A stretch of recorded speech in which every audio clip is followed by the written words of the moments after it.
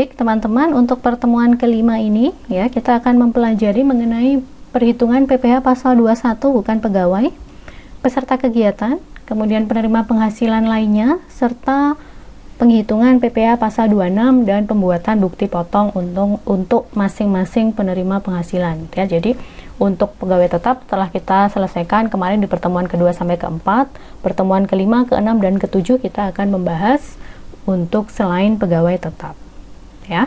Oke, siapa saja mereka itu tadi yang disebutkan? Bukan pegawai, kemudian peserta kegiatan, kemudian penerima penghasilan lainnya yang dikenakan PPh pasal 21 dan orang pribadi yang dipotong PPh pasal 26 ya. Bukan pegawai adalah mereka orang pribadi yang memperoleh penghasilan sebagai imbalan jasa yang dilakukan berdasarkan perintah atau permintaan dari pemberi penghasilan ya. Nah, mereka ini itemnya, jenis-jenisnya siapa saja itu ada di pasal 3 huruf C per 16 PJ 2016. Kalau tidak ada di pasal 3 per 16 maka tidak termasuk dalam bukan pegawai ya. Pasal 3 huruf C per 16 garis miring PJ garis miring 2016. Kemudian yang berikutnya adalah peserta kegiatan. Peserta kegiatan adalah mereka pribadi yang terlibat dalam suatu kegiatan tertentu, kemudian atas keterlibatannya itu dia menerima atau memperoleh imbalan. Ya, nah mereka ini masuk dalam kategori peserta kegiatan. Dia bisa peserta perlombaan, kemudian bisa menjadi peserta dalam suatu kepanitiaan gitu ya, atau peserta dalam suatu seminar, workshop atau rapat yang ketika dia mengikuti kegiatan tersebut dia mendapatkan imbalan. Nah, mereka ini juga terdapat dalam pasal 3 huruf F per 16 PJ 2016. Yang ketiga adalah penerima penghasilan lainnya yang dikenakan PPh pasal 21. Siapa saja mereka ini? Ya, mereka adalah anggota Dewan Komisaris atau Dewan Pengawas yang tidak merangkap sebagai pegawai tetap pada perusahaan yang sama, mantan pegawai yang masih menerima imbalan dari mantan perusahaannya, kemudian peserta dana pensiun dengan status pegawai melakukan penarikan dana pensiun. Jadi yang pertama adalah anggota Dewan Komisaris tapi bukan pegawai tetap. Yang kedua adalah mantan pegawai, artinya dia sudah tidak bekerja lagi di perusahaan tersebut tapi masih menerima imbalan dari perusahaannya yang lama gitu ya, sebagai mungkin karena di masa yang lalu dia performa kinerjanya bagus gitu ya, jadi masih mendapatkan sesuatu dari perusahaan yang dia sudah tidak bekerja di situ. Kemudian yang terakhir adalah peserta dana pensiun yang belum pensiun. Jadi statusnya masih pegawai, tapi dia melakukan penarikan dana pensiun. Jadi teman-teman tahu kalau dana pensiun itu seharusnya diambilnya ketika dia sudah pensiun. Nah, ini statusnya belum pensiun tapi dia melakukan penarikan dana pensiun ya. Nah, mereka ini diatur dalam pasal 3 huruf D, E, dan pasal 5 ayat 1 huruf I per 16 PJ 2016 ya. Kemudian ya, penerima penghasilan yang dipotong PPh pasal 26 adalah orang pribadi yang menerima penghasilan sehubungan dengan pekerjaan atau jabatan, jasa, dan kegiatan. Nah, orang pribadi ini adalah subjek pajak luar negeri. Maka untuk mereka yang berstatus subjek pajak luar negeri tapi menerima penghasilan akan dikenakan pemotongan PPh pasal 26. Nah, ini diatur dalam pasal 6 ayat 2 per 16 PJ 2016. Ya, untuk menentukan apakah orang pribadi itu subjek pajak luar negeri atau subjek pajak dalam negeri, teman-teman lihat lagi ketentuan dalam Undang-Undang Pajak Penghasilan. Nah, sekarang kita masuk dalam penghitungan bukan pegawai. Nah, bukan pegawai ini nanti penghitungannya dibedakan dalam dua jenis, yaitu dia yang memperoleh imbalan berkesinambungan dan dia yang memperoleh imbalan yang tidak berkesinambungan. Imbalan berkesinambungan artinya dibayar atau terutang lebih dari satu kali dalam 1 tahun kalender oleh satu pemberi kerja. Jadi PT A membayar Tuan B yang kebetulan masuk dalam kategori bukan pegawai, dia dibayarkan lebih dari 1 kali dalam 1 tahun kalender. Misalnya ya, bulan Januari memperoleh penghasilan, kemudian bulan Agustus memperoleh penghasilan, kemudian bulan Desember memperoleh penghasilan lagi. Nah, berarti dia itu bukan pegawai yang menerima imbalan sifatnya berkesinambungan. Nah, untuk bukan pegawai yang menerima imbalan berkesinambungan, dasar pengenaan pajaknya adalah penghasilan kena pajak. Ya, penghasilan kena pajak berarti ya ada unsur PTKP. Ya, Atau kalau dijabarkan, dasar pengenaan pajaknya adalah 50% dikalikan penghasilan bruto dikurangi PTKP per bulan, ya. 50% kali penghasilan bruto dikurangi PTKP per bulan. Itu adalah dasar pengenaan pajak untuk bukan pegawai yang menerima imbalan bersifat berkesinambungan. Tapi untuk bisa memperoleh hak PTKP ini tidak semata-mata dia bekerja lebih dari tidak semata-mata dia menerima penghasilan lebih dari 1 kali dalam 1 tahun kalender. Mereka yang menerima imbalan lebih dari 1 kali ya dalam 1 tahun kalender juga harus memenuhi persyaratan kumulatif. Yang pertama adalah memiliki NPWP, ya. Kemudian yang kedua, hanya memperoleh penghasilan dari 1 pemotong PPh pasal 21 ya, serta tidak memperoleh penghasilan lainnya. Jadi orang ini harus sudah ber-NPWP, kemudian dia juga hanya bekerja dari situ saja, memperoleh penghasilan dari pemotong pajak yang itu saja, dan tidak memperoleh penghasilan lainnya. Apabila salah satu persyaratan tidak terpenuhi, maka bukan pegawai yang menerima imbalan berkesinambungan tidak berhak PTKP. Bagaimana pemotong bisa memastikan bahwa bukan pegawai itu hanya memperoleh penghasilan dari 1 pemotong dan tidak memperoleh penghasilan lainnya? Nanti pemotong atau pemberi kerja akan meminta surat pernyataan dari yang bersangkutan, gitu ya. Kalau ada surat pernyataan, maka pemotong atau pemberi kerja nanti bisa memberikan PTKP kepada bukan pegawai yang menerima imbalan berkesinambungan. Untuk NPWP sendiri, orang pribadi yang termasuk dalam kategori bukan pegawai harus menunjukkan kepada pemberi kerja bahwa dia sudah memiliki NPWP. Untuk imbalan yang tidak berkesinambungan, ya berarti dibayar atau terutang hanya 1 kali dalam 1 tahun kalender. Jadi pemotong atau pemberi kerja hanya memberikan penghasilan 1 kali saja kepada yang bersangkutan.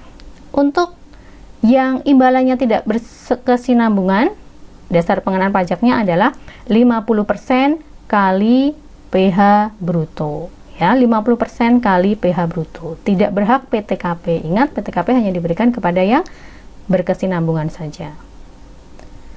Oke. Untuk penghitungan PPh 21 bukan pegawai ya, kita buatkan flowchart ya.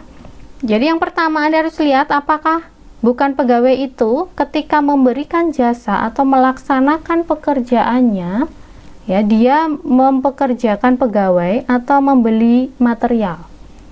Ya, kalau iya, maka nanti Anda ketika menghitung dasar pengenaan pajaknya, Anda harus mengurangkan upah pegawainya itu atau berapa besarnya biaya pembelian material. Jadi dasar pengenaan pajaknya gitu ya adalah 50% dikali bruto dikurangi pembayaran upah atau pembelian material. Kalau ada dua-duanya berarti bruto dikurangi upah dikurangi material. Kalau ternyata tidak ya, jadi dia melaksanakannya sendiri, tidak ada pembelian material dan tidak bekerjaan pegawai, maka untuk dasar pengenaan pajaknya nanti 50% dikalikan bruto. Brutonya berarti tidak ada pengurang. Gitu ya. Nah, pernyataan ada upah dan material ini juga harus cantumkan dalam kontrak, gitu ya. Kemudian ya, langkah selanjutnya Anda lihat apakah dia bukan pegawai itu sudah menerima penghasilan sebelumnya. Apakah sudah pernah Anda bayar dia sebelumnya? Apakah Anda pernah membayarkan penghasilan untuknya? Ya. Kalau dia iya, Anda pernah membayarkan, maka nanti ya, dia akan masuk dalam kategori imbalan yang sifatnya berkesinambungan karena Anda sudah pernah membayar dia dulu dalam tahun kalender yang sama.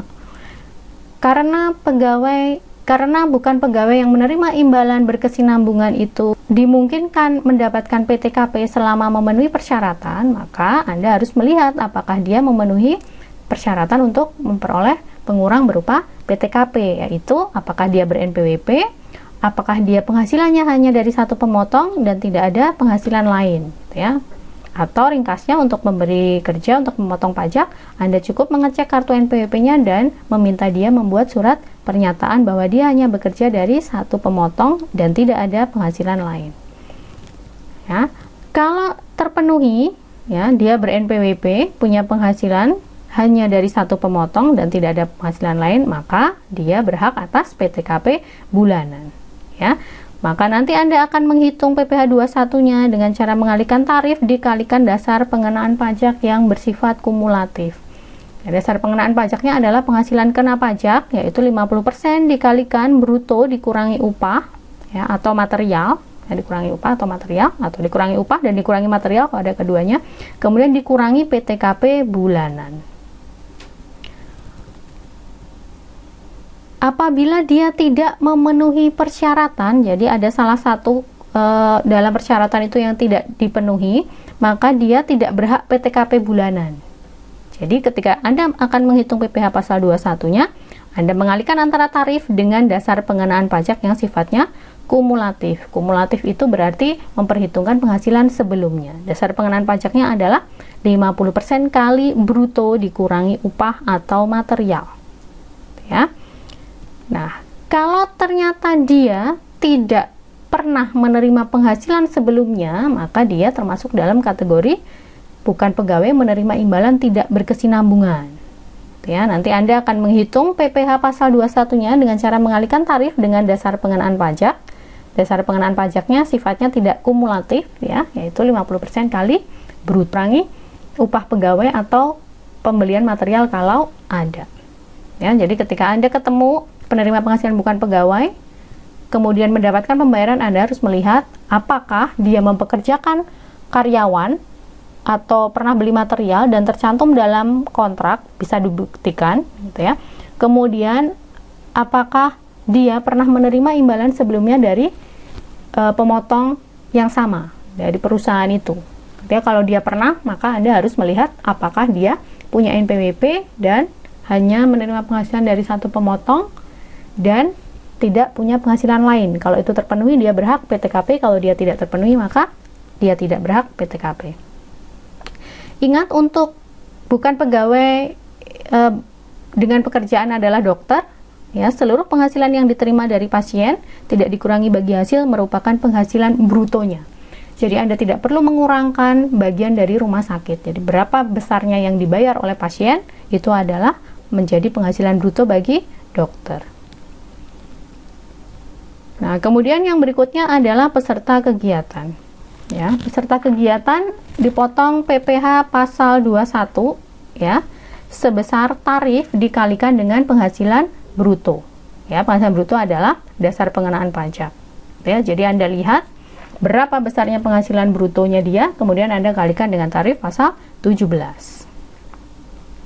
Untuk penerima penghasilan lainnya, ya, penerima penghasilan lainnya, PPh pasal 21 dihitung dengan cara mengalihkan tarif dengan dasar pengenaan pajak. Dasar pengenaan pajaknya bersifat kumulatif. Dasar pengenaan pajaknya adalah penghasilan bruto. Maksudnya kumulatif adalah sama seperti tadi bukan pegawai, Anda akan memperhitungkan berapa yang sudah diterima sebelumnya. Ya, ketika dijumlahkan sudah melewati lapisan tarif pasal 17 Undang-Undang PPh, maka Anda akan menggunakan tarif yang berbeda. Ya, jadi kalau misalnya yang lalu sudah dibayar 40 juta, sekarang dibayar 20 juta, maka 40 juta yang lalu kena 5%, 20 juta yang sekarang 10 jutanya akan kena 5%, sedangkan 10 juta yang berikutnya akan dikenakan 15%. Ya. Kemudian yang berikutnya adalah subjek pajak luar negeri yang dikenakan PPh pasal 26, ya, dengan cara mengalihkan tarif dengan dasar pengenaan pajak yaitu penghasilan bruto. Tarif pasal 26 adalah sebesar 20%, ya, kecuali wajib pajak mempunyai surat keterangan domisili dan Indonesia dengan negara itu punya tax treaty atau P3B, maka Anda harus melihat ketentuan dalam P3B apakah Indonesia punya hak memajaki atau tidak, dan kemudian berapakah besarnya tarif yang digunakan untuk memotong penghasilan dari subjek pajak luar negeri ini. Ya. Nah, mereka semua, ya, sebelum kita masuk ke contoh soal, mereka semua itu merupakan penerima penghasilan yang harus dipotong PPh 21 atau PPh pasal 26-nya oleh pemotong pajak. Karena dilakukan pemotongan, maka mereka berhak atas bukti potong. Ya, bukti potong untuk para pegawai ini diberikan setiap bulan terjadinya pemotongan menggunakan formulir 17.216 Romawi, yaitu bukti pemotongan pajak yang sifatnya tidak final. Ya. Kemudian list pemotongannya, ya, rekap pemotongannya, siapa saja yang dipotong dalam suatu bulan akan dimasukkan dalam formulir 17212 Romawi, ya, yang merupakan lampiran dari SPT 1721. Ya, nanti kita akan pelajari lebih lanjut penghitungannya menggunakan contoh. Ya, jadi contohnya adalah PT ABC, NPWP sekian-sekian, masa April 2019 mempekerjakan 5 orang seperti itu, ya. Yang pertama arsitek, yang kedua auditor, yang ketiga anggota tim, yang keempat komisaris bukan pegawai tetap, dan yang kelima adalah penterjemah, ya, subjek pajak luar negeri. Ya, kita lihat contoh perhitungannya dalam bagian berikutnya.